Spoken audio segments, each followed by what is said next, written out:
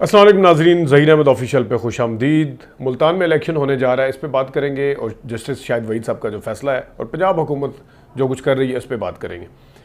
सबसे पहले तो सिकंदर बोसन साहब जो हैं उन्होंने इलेक्शन हमेशा लड़ते आए थे और इस दफ़ा उन्होंने इलेक्शन जो था वो मियाँ चन्नू से लड़ा और शेर के निशान पर लड़ा।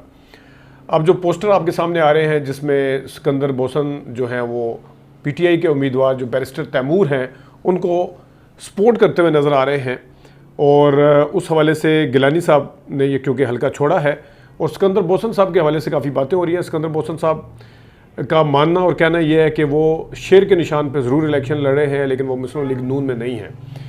पहले नंबर पे वो उनका ये मानना। दूसरे नंबर पे उन्होंने कहा कि गिलानी साहब जो जीते थे वो गलत जीते हैं, वो धांधली से जीते हैं और मैं मजलूमों के साथ हूँ, मजलूम का साथ देना चाहता हूँ।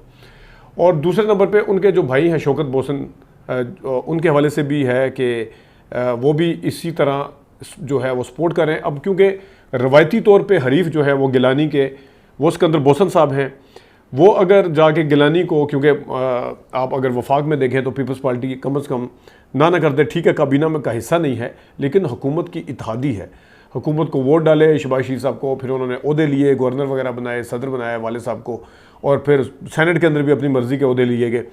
तो ये उनका मानना है यहाँ पे वफाक में कि शायद पीपल्स पार्टी का कि नून लीग उनको सपोर्ट करेगी और नून लीग का के हवाले से सिकंदर बोसन साहब ने कहा कि वो नून लीग में नहीं है, शेर के निशान पर इलेक्शन लड़े हैं।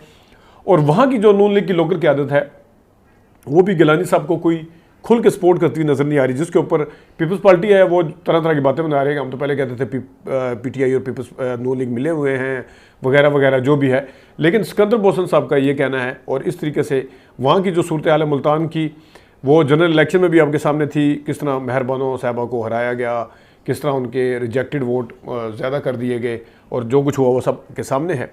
और अब ये जो इलेक्शन होने जा रहा है इसके अंदर देखते हैं, क्योंकि गिलानी साहब ने भी अपना पूरा ख़ानदान, एक बच्चा बच गया था उसको वो टिकट दे दिया उन्होंने, 2-3 बेटे उनके MNA हैं, एक आध कोई MPA भी है, अब एक ये जो फिर दोबारा MNA बनने जा रहे हैं। तो इस तरह से अब ये वहाँ की जो सूरत हाल है, वहाँ के जो लोग कह रहे हैं, वहाँ के ब्यूरो चीफ, मुख्तलिफ चैनल के रिपोर्टर्स और ख़ुद उनका जो लोकल लेवल के ऊपर जो कुछ चल रहा है वो मैंने आपको बता दिया सारा कुछ। अब आते हैं दूसरा, जस्टिस वहीद साहब, एक तो बाइक देने के हवाले से जो उन्होंने बातें की हैं कि इस तरह वन व्हीलिंग करेंगे, लड़कियों को के कॉलेज जाया करेंगे वगैरह वगैरह। जस्टिस शाहिद वहीद साहब हो सकता है कि हकीकत की बात कर रहे हो, लेकिन जो अदालतें होती हैं वो इस तरह सॉलिड बात करती हैं, इस तरह हेयर से के ऊपर, या हो सकता है ये हो जाएगा, पॉसिबिलिटी ये भी है, ये भी है, होता होगा ऐसे ही, उनकी ऑब्जर्वेशंस ठीक होंगी। हमारे मुल्क के अंदर ये ऐसे ही कुछ होता है, लेकिन उनको मेरे ख्याल में बुनियाद जो है वो सॉलिड किस्म की कोई और बना देते तो ज़्यादा बेहतर था। रहेगी पंजाब हुकूमत, उनका 2011-12 के बाद से यूथ के हवाले से ऐसा उनको खौफ है और ऐसा डर है और ऐसी उनकी ख्वाहिश है किसी भी तरीके से यूथ को जो है वो काबू किया जाए, अपने हाथ में किया जाए, कंट्रोल किया जाए, यूथ के वोट को तोड़ा जाए, तोड़ के अपनी तरफ लाया जाए और यूथ को जो है वो अपने पीछे लगाया जाए। अब पिछले दौर में भी देखने में आया कि लैपटॉप लेने के बावजूद लोगों ने कहा कि हम वोट जो है वो इमरान खान को डालेंगे। इस हद तक लोगों के अंदर जो है इस वक्त सोच पाई जाती थी उस वक्त भी। और अब जो है ये बाइक वगैरह देना और फिर लड़कियों को भी देना, क्योंकि देखें अक्लमंदी का तकाजा ये है कि पंजाब हुकूमत करती क्या है, खा वो चचा जान की हुकूमत हो या भतीजी की हुकूमत हो, मरियम साहिबा की हुकूमत हो, वो करते ये हैं कि वो एक पैरेलल सिस्टम बनाते हैं।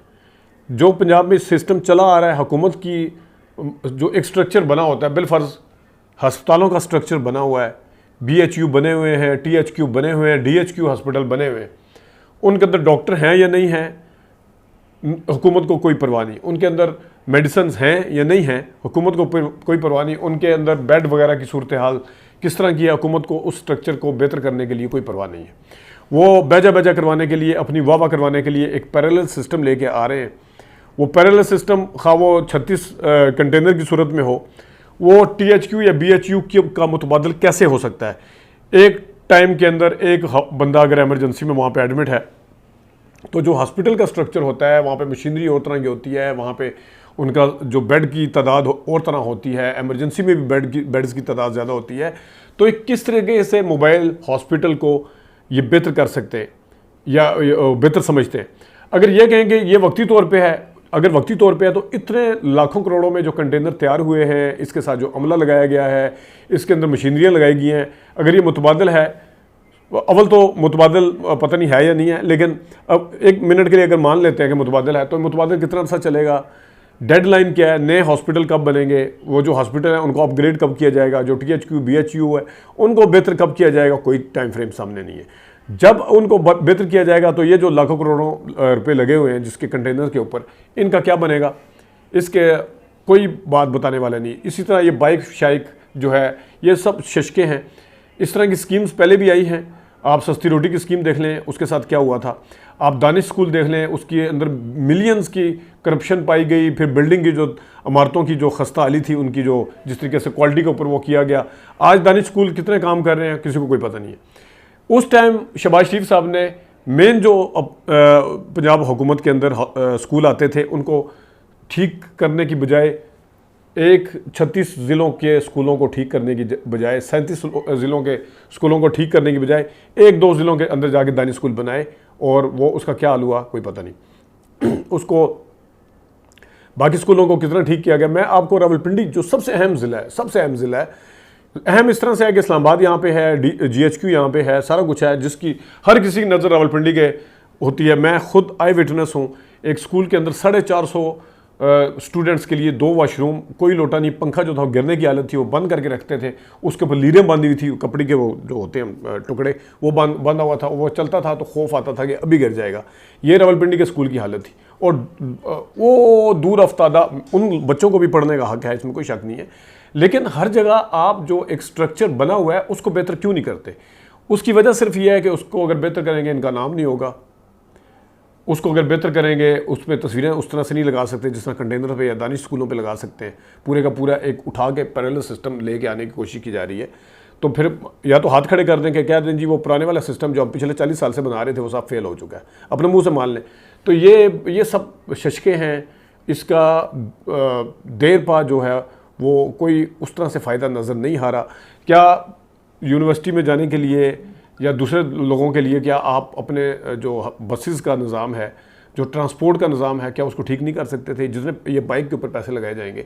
चलें लड़कियों को आप दे दें, वो ख्वार होती हैं पब्लिक ट्रांसपोर्ट में, आजकल स्कूटीज़ वगैरह का वैसे भी रिवाज है, लेकिन ये लड़कों को देने का मतलब है कि आप ट्रांसपोर्ट को ठीक करें, आप जो आपका बुनियादी जो स्ट्रक्चर है उसको ठीक करें। ये सिर्फ और सिर्फ, और मैं आपको एक और चीज़ बताऊँ, नून लीग के बड़े ही अहम बंदे ने, MNA हैं, बड़े ज़िले से MNA हैं, और वो शहबाज शरीफ साहब के बहुत करीब हैं। उन्होंने कहा कि फरागोगियाँ जो हैं तैयार हो रही हैं आजकल की, वो फरागोगी को आप भूल जाएंगे।